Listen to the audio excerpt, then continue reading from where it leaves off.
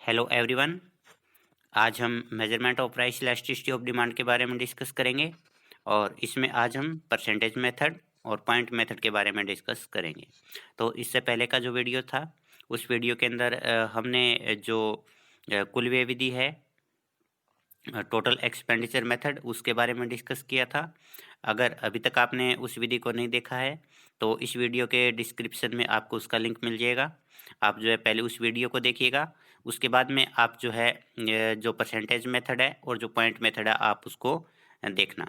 तो percentage method जो होता है वो काफ़ी इम्पोर्टेंट मेथड है और ज़्यादातर जब हम प्राइस इलास्टिसिटी को फाइंड आउट करते हैं तो हम परसेंटेज मेथड का ही प्रयोग करते हैं। तो आइए शुरू करते हैं अपना आज का ये वीडियो लेक्चर। सबसे पहले हम मांग की कीमत लॉज के बारे में जानते हैं। मांग की कीमत लॉज जो होती है वो अन्य बातें समान रहने पर किसी भी वस्तु की कीमत में परिवर्तन आने पर उस वस्तु की मांग में जो परिवर्तन आता है उस परिवर्तन का जो माप है वो माप ही जो है मांग की लॉज कहलाता है। तो इसमें हम सबसे पहले कीमत में होने वाले प्रतिशत परिवर्तन को देखते हैं और उसके बाद कीमत के कारण मांग में जो प्रतिशत परिवर्तन होता है उस प्रतिशत परिवर्तन, मांग में होने वाले प्रतिशत परिवर्तन को कीमत में होने वाले प्रतिशत परिवर्तन से भाग दे करके हम जो है मांग की कीमत लॉज निकाल सकते हैं।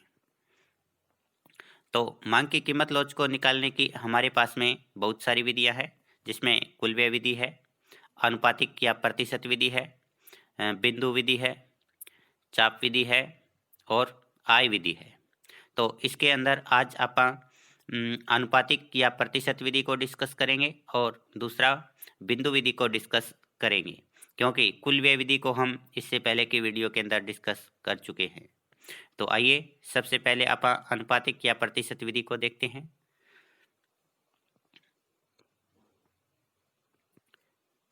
आनुपातिक या प्रतिशत विधि होती कौन सी है?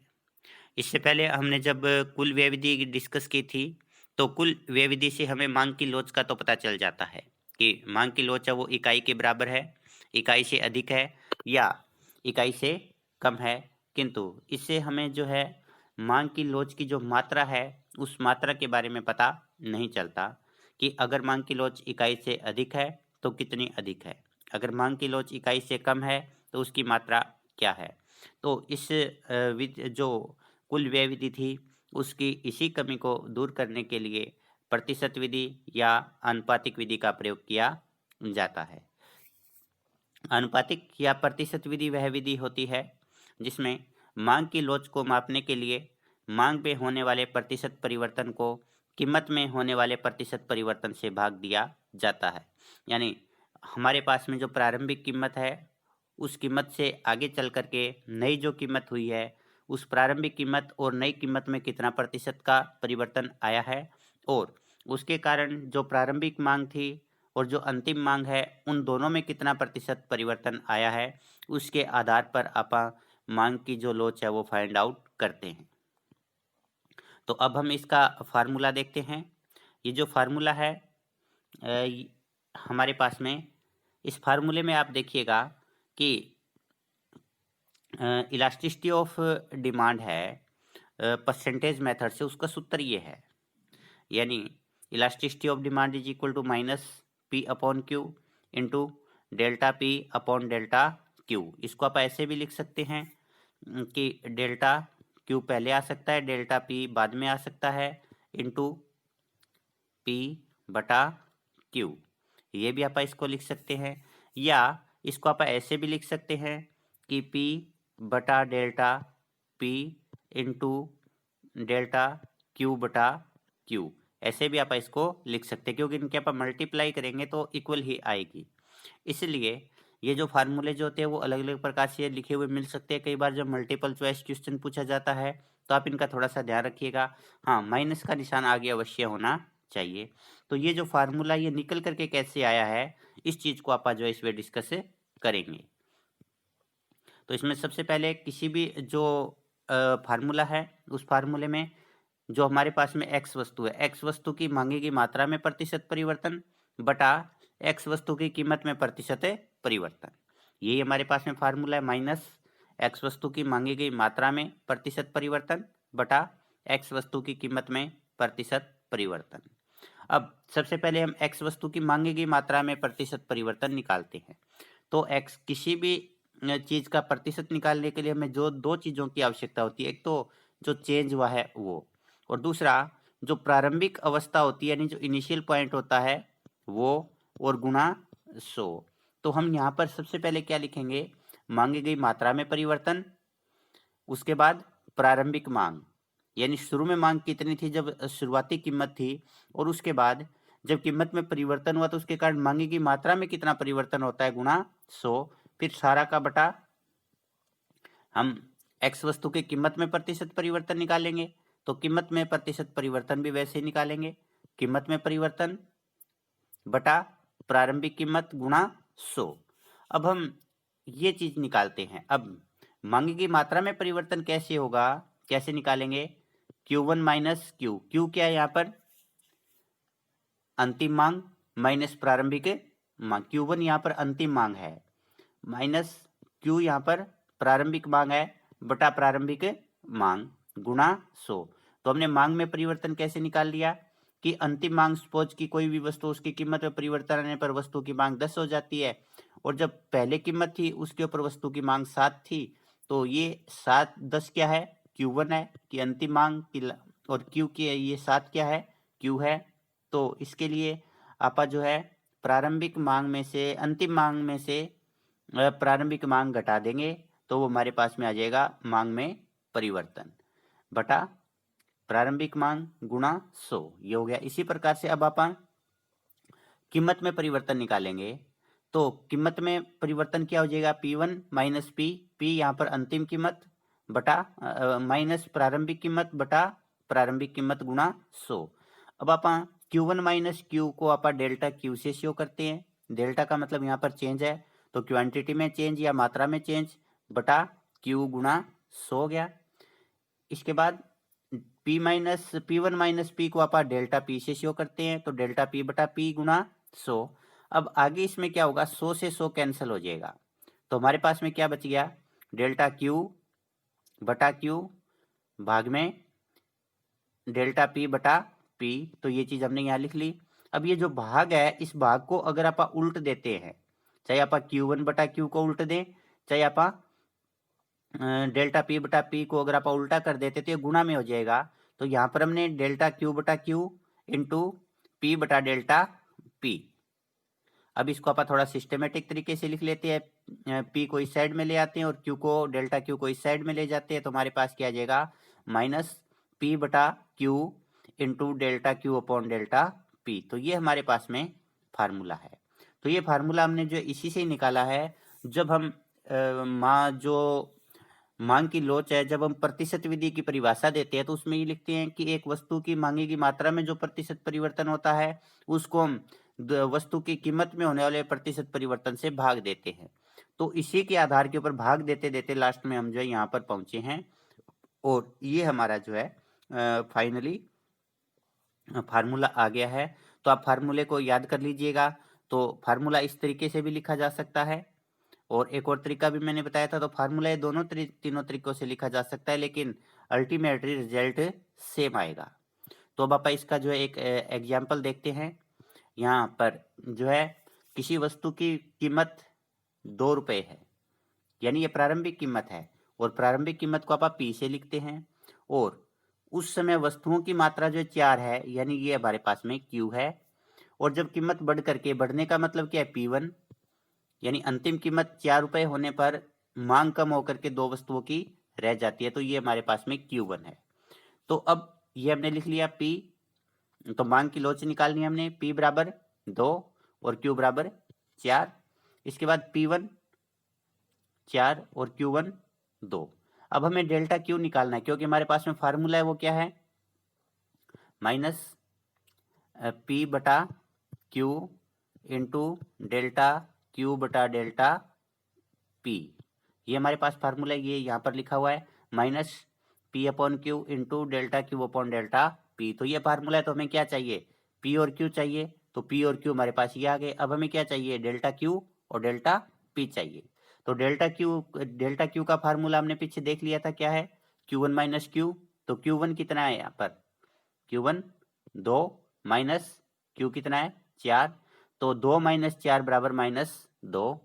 इसी प्रकार से डेल्टा पी आप निकाल लेंगे, P1 माइनस पी, तो P1 कितना है 4 है और P 2 है, तो 4 माइनस 2 बराबर 2 आ जाएगा। अब इस फार्मूले में आप इसको पुट कर देते हैं, माइनस P हमारे पास में 2 है तो 2/4 गुणा -2/2, क्योंकि डेल्टा क्यू कितना है हमारे पास में -2 और क्यू अब डेल्टा पी है हमारे पास में 2। तो यहाँ पर आप देखिएगा delta Q upon delta P की वैल्यू लिखने के बाद में ये 2 से 2 कैंसिल हो गया, माइनस से माइनस कैंसिल हो गया, हमारे पास बच गया 2/4, तो ये हमारे पास आ जाएगी 1/2 वैल्यू आ जाएगी। तो इस प्रकार से जब हम प्राइस इलास्टिसिटी ऑफ डिमांड निकालते हैं परसेंटेज मेथड से, तो हमारे पास में ये आ जाता है। अब यहाँ पर एक चीज और है कि जो कुल व्यय विधि है, अगर आप कुल व्यय विधि से निकालेंगे तो आप देखिए प्रारंभ में कुल व्यय कितना है 2 गुणा 4 बराबर 8 और बाद में 4 गुणा 2 बराबर 8। कुल व्यय विधि से अगर आप इसको निकालते हैं तो हमारे पास में मांग की लोच आती है इकाई के बराबर। लेकिन अगर आप इसी चीज को प्रतिशत विधि के द्वारा निकालते हैं तो उसके अंदर हमारी जो है इलास्टिसिटी ऑफ डिमांड आती है वो 1/2 आती है। तो इस प्रकार से अगर आप अलग अलग विधियों से निकालते हैं तो प्रत्येक विधि की अपनी कुछ कमियां हैं, उसके आधार के ऊपर इनके आंसर है वो भी अलग अलग आते हैं। तो कुल व्यय विधि और जो अपने पास में प्रतिशत विधि है, दोनों विधियों से कई बार जो आंसर अलग अलग आता है, तो इसमें बेस्ट जो है वो प्रतिशत विधि को माना जाता है। अब दूसरा हमारे पास में जो पॉइंट मेथड है, पॉइंट मेथड जो होता है उस अवस्था के अंदर काम करता है। पहले तो ये ध्यान रखिएगा, जैसे अपने प्रतिशत विधि है वो कीमत में होने वाले थोड़े से परिवर्तन के आधार के ऊपर मांगी गई मात्रा में जो परिवर्तन होता है उसको मापती है। यानी जब किसी वस्तु की कीमत में थोड़ा परिवर्तन होता है तो उस अवस्था के अंदर हम जब प्रतिशत विधि का प्रयोग करते हैं। और पॉइंट मेथड का प्रयोग हम उस अवस्था के अंदर करते हैं जब किसी वस्तु की कीमत में सूक्ष्म सा परिवर्तन होता है। सूक्ष्म का मतलब बिल्कुल मामूली सा परिवर्तन होता है, तो उस अवस्था के अंदर प्रतिशत विधि से हम जो एग्जैक्ट मांग की लोच नहीं निकाल सकते, तो उस अवस्था के अंदर जो है वो बिंदु विधि का प्रयोग किया जाता है, पॉइंट मेथड का प्रयोग किया जाता है। तो मांग वक्र के ऊपर जो हमारे पास में एक कोई भी बिंदु होता है, उस बिंदु के ऊपर जब हम लोच निकालते हैं तो उस अवस्था के अंदर हम बिंदु विधि का प्रयोग करते हैं। अब बिंदु विधि के अंदर जब मांग वक्र एक सरल रेखा होती है तो मांग वक्र का जो ढाल होता है, मांग वक्र का ढाल किसके बराबर होता है, delta Q upon delta P के बराबर होता है, delta P upon delta Q के बराबर होता है। और मांग की जो मांग का जो बिंदु है उन दोनों के ऊपर जो है निर्भर करता है मांग बिंदु विधि के द्वारा मांग की लोच।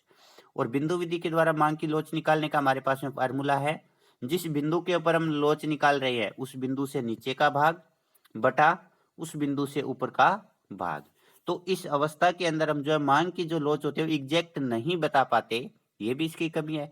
इसके अंदर हम मांग की लोच के बारे में केवल ये बता सकते हैं कि मांग की लोच है वो इकाई के बराबर है, इकाई से अधिक है या इकाई से कम लोचदार है, या शून्य मांग की लोच है या मांग की लोच है वो इन्फिनिट है।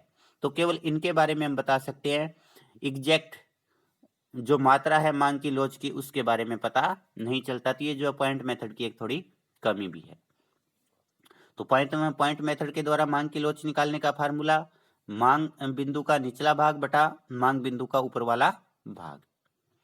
अब जो बिंदु विधि है उस बिंदु विधि का भी हम दो अवस्थाओं में प्रयोग जो है वो अध्ययन करेंगे। पहला जब मांग वक्र एक सरल रेखा हो और दूसरा जब मांग वक्र एक सरल रेखा न हो, एक अरेखीय जो है मांग वक्र हो, उस अवस्था के अंदर हम जो है किस प्रकार से बिंदु विधि का प्रयोग कर सकते हैं। तो आइए देखते हैं। प्रारंभ में हमारे पास में ये जो है एक सरल रेखा है और इसके ऊपर हम जो है किस प्रकार से, क्योंकि फार्मूला तो हमारे पास में वही रहेगा कि किसी जो मांग वक्र, जैसे मान लीजिए कि आप ए बिंदु पर निकाल रहे हैं तो ये नीचे का भाग ए एन बटा ऊपर का भाग ए एम। अगर आप सी बिंदु पर निकाल रहे हैं तो नीचे का भाग सी एन बटा सी एम ऊपर का भाग आएगा। लेकिन ये फार्मूला आता कैसे, यानी नीचे का भाग बटा ऊपर का भाग, ये फार्मूला आता कैसे है, इस चीज को अब आप डिस्कस करेंगे और इसकी शुरुआत भी हम वहीं से करेंगे जो अपने पास में प्रतिशत विधि है, प्रतिशत विधि क्या है, minus P upon Q into delta Q upon delta P, ये आप करते हैं। तो इसको आप अगर आगे लेकर के जाएं तो इस रेखा चित्र के अंदर हम देखेंगे कि हमारे पास में जो P है, यानी P हमारे पास में क्या है, प्रारंभ में आप देखिए P ये है OP, तो P is equal to OP, और ये OP है, ये इसके भी इक्वल है AQ। तो अगर आप P को OP लिखते तो भी कोई फर्क नहीं पड़ता, अगर आप P को AQ लिख दे तो भी कोई फर्क नहीं पड़ता। तो इस P के स्थान पर आप OP भी लिख सकते हैं और AQ भी लिख सकते हैं। नेक्स्ट इसके बाद आप देखिएगा Q is equal to, Q का मतलब कि इस प्रारंभिक कीमत के ऊपर कितनी मात्रा मांगी जा रही है, Q is equal to OQ, और ये OQ के बराबर क्या है, AP है, यानी OQ और AP बराबर है। तो हम Q के स्थान पर OQ या AP में से कोई भी लिख सकते हैं। इसके बाद डेल्टा P क्या होता है, कीमत में परिवर्तन। कीमत में परिवर्तन कितना हुआ, प्रारंभिक कीमत जो थी वो P थी, अब कीमत हो गई कम होकर के P1, तो कीमत में परिवर्तन कितना है, P P1 के बराबर है, और ये P P1 के बराबर जो ये AB के बराबर है, तो आप P P1 की जगह AB भी लिख सकते हैं। समझ पा रहे हो ना इस चीज को, क्योंकि दोनों रेखाएं बिल्कुल समानांतर हैं, तो दोनों की लंबाई एक जैसी होगी, यानी P P1 के इक्वल ही होगा AB, तो इस चीज को आप ये लिख सकते हैं। तो ये हमने डेल्टा P की जगह आप P P1 लिख सकते हैं या AB लिख सकते हैं। नेक्स्ट इसके बाद है डेल्टा Q का मतलब कीमत में परिवर्तन के कारण क्वांटिटी में जो चेंज आया है, तो क्वांटिटी में जो चेंज आया वो किसके बराबर आया है, Q1 के बराबर, तो डेल्टा Q की जगह पर Q1 लिख सकते हैं, और ये जो Q1 है ये BC के बराबर है, तो आप इसके स्थान पर BC भी लिख सकते हैं। तो हम डेल्टा Q के स्थान के ऊपर Q1 भी लिख सकते हैं और BC भी लिख सकते हैं। तो अब हम ये जो हमारे पास में formula elasticity of demand is equal to P upon Q into delta Q upon delta P, इसके अंदर ये वैल्यूज पुट करते हैं। जब हम इसके अंदर ये वैल्यूज पुट करते हैं तो हमारे पास में ये समीकरण आ जाती है। P के बराबर हमने लिख दिया AQ और Q के बराबर हमने लिख दिया AP, तो ये क्या हो जाएगा AQ बटा AP इंटू, ये आगे माइनस का निशान आप थोड़ा सा ध्यान रखिएगा।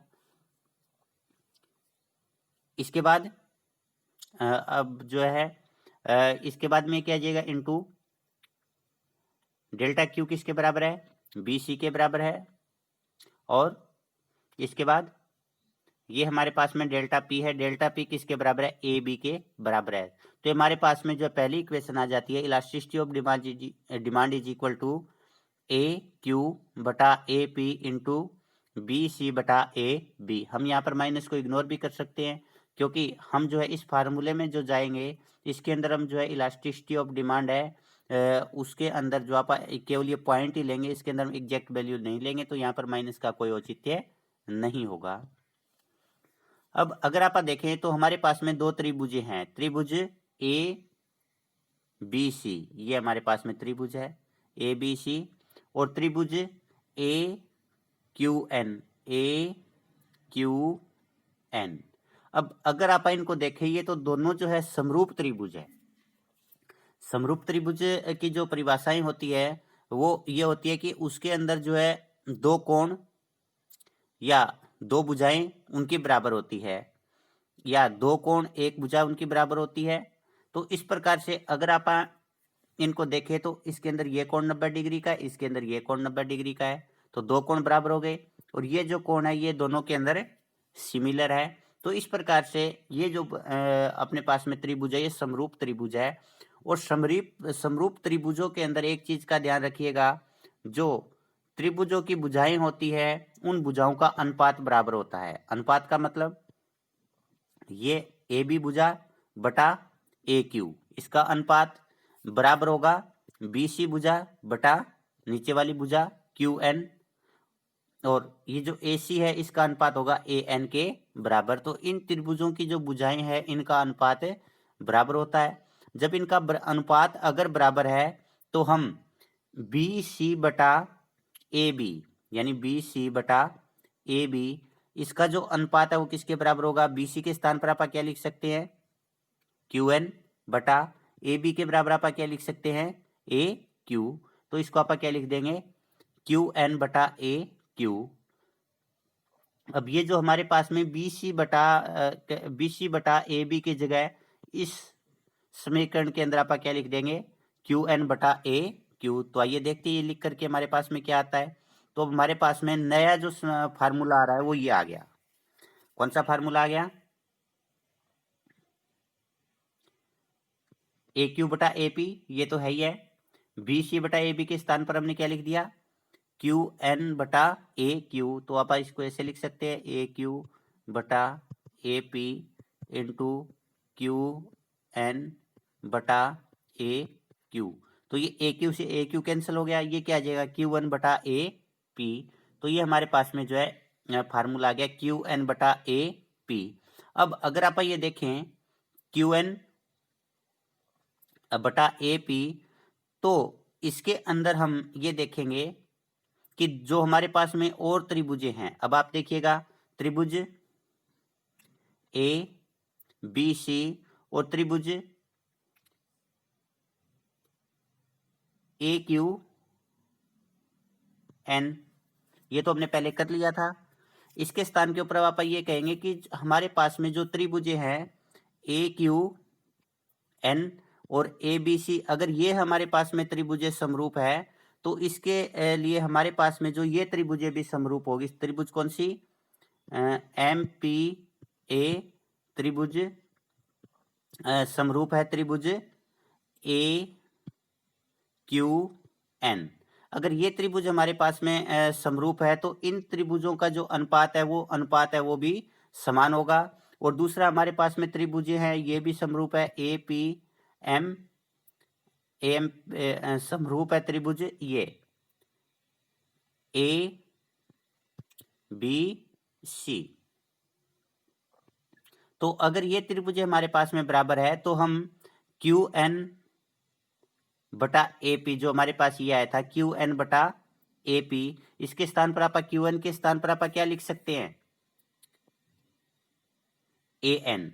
क्यू एन के स्थान पर आप क्या लिख सकते हैं, क्योंकि इन त्रिभुजों का अनुपात है वो भी जो है बराबर होगा, तो क्यू एन के स्थान पर आप क्या लिख सकते हैं, ए एन। यानी इसका बटा अगर आप ये लें, पहले हमारे पास में इसका बटा ये ए पी है, तो इसका बटा ये है, और ये दोनों त्रिभुजें अगर हमारे पास में समरूप है तो इन भुजाओं का अनुपात और इन भुजाओं का अनुपात है वो भी बराबर होगा। तो ये हमारे पास में दो भुजाएं दे रखी है, तो इस भुजा के स्थान पर आप ये भुजा रख लेंगे और इस भुजा के स्थान पर आप ये भुजा रख लेंगे, क्योंकि हमारे पास में ये जो त्रिभुज है यहाँ पर आप ये त्रिभुज लिखिएगा एम पी ए या ए पी एम, ये त्रिभुज जो है इस त्रिभुज के समरूप है। अगर इस त्रिभुज के समरूप है तो इस भुजा के स्थान पर आप ये भुजा लिख सकते हैं और इस भुजा के स्थान पर आप ये भुजा लिख सकते हैं। तो यहाँ पर हम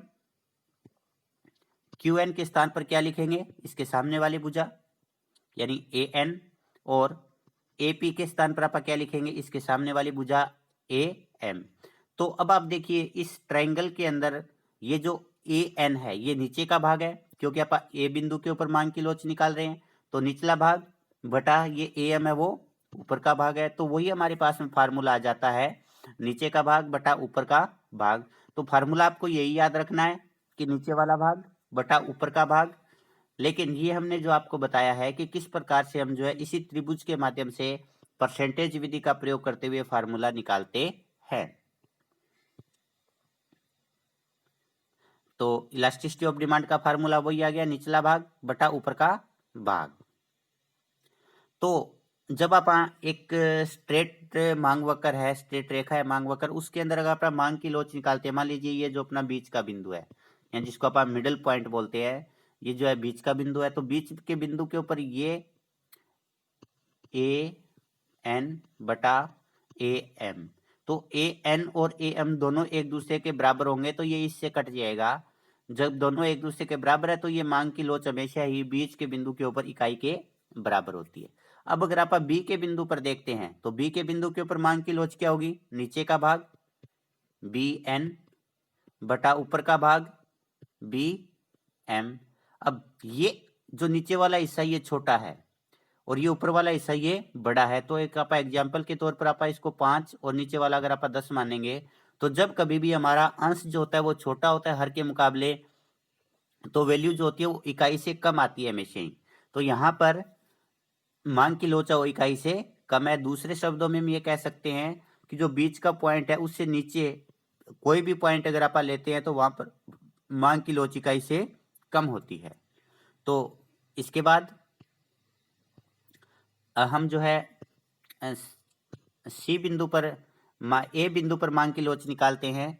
तो जब हम ए बिंदु पर मांग की लोच निकालेंगे तो नीचे का भाग ए एन बटा ऊपर का भाग ए एम। अब की बात देखिए, ए एन जो है वो ए एम से बड़ा है, A N is greater than A M. इसका मतलब अंश जो है बड़ा है हर से। तो जब कभी भी अंश की वैल्यू हर से बड़ी होती है, जैसे 10/7, तो इसकी वैल्यू हमेशा ही जो है 1 पॉइंट कुछ आएगी। यानी इसका मतलब जब कभी भी ऊपर का हिस्सा बड़ा होता है, नीचे का हिस्सा जो है वो जो छोटा होता है, यानी अंश जो है वो बड़ा होता है और हर छोटा होता है, तो उस अवस्था के अंदर मांग की लोच जो होती है वो इकाई से ज्यादा होगी। दूसरे शब्दों में कह सकते हैं कि पी से दाईं तरफ जो भी बिंदु होगा उस बिंदु के ऊपर मांग की लोच हमेशा ही इकाई से ज्यादा होगी। अब हमारे पास में दो एक्सट्रीम सिचुएशन बच गई। पहली तो ये कि एन बिंदु के ऊपर मांग की लोच क्या होगी। तो एन बिंदु के ऊपर निचला बिंदु पॉइंट है वो क्या है 0 बटा ऊपर का पॉइंट है वो एन एम या एम एन जो भी आप लिखिए। तो जब कभी भी आप 0 को किसी भी संख्या से भाग देते हैं तो हमारे पास हमेशा ही 0 आती है। तो ओ एक्स अक्ष के ऊपर जो भी बिंदु स्थित होता है और वहां पर हमें मांग की अगर लोच निकालनी हो बिंदु विधि के द्वारा, तो मांग की लोच 0 होगी। और दूसरा एम बिंदु के ऊपर अगर आप देखें तो फार्मूला क्या है, नीचे का भाग एम एन बटा ऊपर का भाग यहाँ पर 0 हो जाएगा। तो किसी भी संख्या को जब आप 0 से भाग देते हैं, किसी भी संख्या को जब 0 से डिवाइड किया जाता है तो उसकी वैल्यू इन्फिनिट आती है, अनंत आती है। तो ओ वाई के ऊपर जब ओ वाई एक्स के ऊपर स्थित कोई भी बिंदु है, अगर हम वहां पर मांग की लोच निकालते हैं तो उस अवस्था के अंदर मांग की लोच जो होती है इन्फिनिट होती है, अनंत होती है। तो ये था कि मांग वक्र के ऊपर किसी भी बिंदु पर अगर आपको लोच निकालनी हो तो आप जो है बिंदु विधि के माध्यम से जिस बिंदु पर लोच निकालनी है वहां पर नीचे का भाग बटा ऊपर का भाग कर करके आप जो है मांग की लोच निकाल सकते हो। इसके बाद आता है जब मांग वक्र अगर सरल रेखा ना हो, अगर हमारे पास में जो डिमांड कर्व दे रखा है वो इस प्रकार का है, तो ना तो ये ओ एक्स अक्ष को छू रहा है तो हम नीचे का पॉइंट भी नहीं निकाल सकते, और ना ये ओ वाई अक्ष को छू रहा है तो हम ऊपर का पॉइंट भी नहीं निकाल सकते। तो जब तक हमारे पास में नीचे का पॉइंट नहीं आता, लोअर सेगमेंट नहीं आता, जब तक हमारे पास में अपर सेगमेंट नहीं आता, तब तक हम मांग की लोच बिंदु विधि के द्वारा नहीं निकाल सकते। तो इसके लिए हमें जो है क्या करना पड़ेगा वो आप देखिएगा। अगर मांग वक्र एक टेढ़ी रेखा है यानी अरेखीय मांग वक्र है, तो बिंदु विधि से मांग की लोच को निकालने के लिए सबसे पहले जिस भी बिंदु के ऊपर मांग की लोच निकालनी है, सपोज कि हमें जो इस बिंदु के ऊपर मांग की लोच निकालनी है, तो उस बिंदु से आप एक स्पर्श रेखा खींचिए जो उस बिंदु को स्पर्श करे। तो इस बिंदु को अगर ये स्पर्श करती हुई रेखा है तो इसके बाद हमारे पास में लोअर सेगमेंट आ गया और ये हमारे पास में अपर सेगमेंट आ गया। इसके आधार पर हम जो है मांग की लोच निकाल सकते हैं। तो अब हम रेखा चित्र के द्वारा देखते हैं। हमारे पास में ये रेखा चित्र है, तो इसके अंदर हमारे पास में ये जो है डीडी मांग वक्र है। तो जो हमारे पास में डीडी मांग वक्र है, इस डीडी मांग वक्र के ऊपर हम देख पा रहे हैं कि ए बिंदु के ऊपर हमें मांग की लोच निकालनी है, लेकिन ये मांग वक्र जो है वो अरेखीय है यानी सीधी रेखा नहीं है। तो इस अवस्था के अंदर जिस भी बिंदु के ऊपर हमें मांग की लोच निकालनी है उस बिंदु से एक स्पर्श रेखा हम खींचते हैं। तो हमने जो है ए को स्पर्श करती हुई एक रेखा खींची है जो ओ एक्स अक्ष को भी टच करे और ओ वाई एक्स को भी टच करे। तो अब हमारे पास में लोअर सेगमेंट क्या आ गया ए एन बटा अगर से अपर सेगमेंट क्या आ गया ए एम। इसके आधार पर आप जो है लोच निकाल सकते हैं। अगर ये बड़ा है तो मांग की लोच इकाई से अधिक हो जाएगी, अगर ए एम वाला भाग बड़ा है तो मांग की लोच इकाई से कम हो जाएगी, और अगर दोनों इक्वल है तो मांग की लोच इकाई के बराबर हो जाए। सपोज कि हमें जो है इस बिंदु के ऊपर मांग की लोच निकालनी है बी बिंदु पर, तो हम जो है इसको स्पर्श करती हुई एक रेखा खींचेंगे तो हमारे पास में ये क्या आ जाएगा बी सी और बी डी। तो बी सी हमारे पास क्या आ गया, लोअर सेगमेंट, तो बी सी बटा अपर सेगमेंट क्या है, बी डी। तो यहाँ पर ये लोअर सेगमेंट है, ये छोटा है, तो इसलिए मांग की लोच है वो इकाई से अधिक हो जाएगी। और अगर हमें इस बिंदु के ऊपर मांग की लोच निकालनी है तो हम जो है इससे एक स्पर्श रेखा खींचेंगे और फिर हमारे पास में ये लोअर सेगमेंट हो जाएगा, ये अपर सेगमेंट हो जाएगा। इसके आधार पर आप मांग की लोच निकाल सकते हैं। तो जब कभी भी मांग वक्र अरेखीय होता है उस अवस्था के अंदर जिस बिंदु के ऊपर में मांग की लोच निकालनी होती है उस बिंदु से हम एक स्पर्श रेखा जो ओ एक्स अक्ष और ओ वाई अक्ष को टच करे वो खींचते हैं। इसके बाद हमारे पास में लोअर सेगमेंट और अपर सेगमेंट आ जाते हैं और उसके आधार पर आप मांग की लोच निकाल सकते हैं। तो इसी के साथ अपना ये जो बिंदु विधि थी और साथ में जो हमारे पास में प्रतिशत विधि थी वो लेक्चर जो समाप्त होता है। धन्यवाद।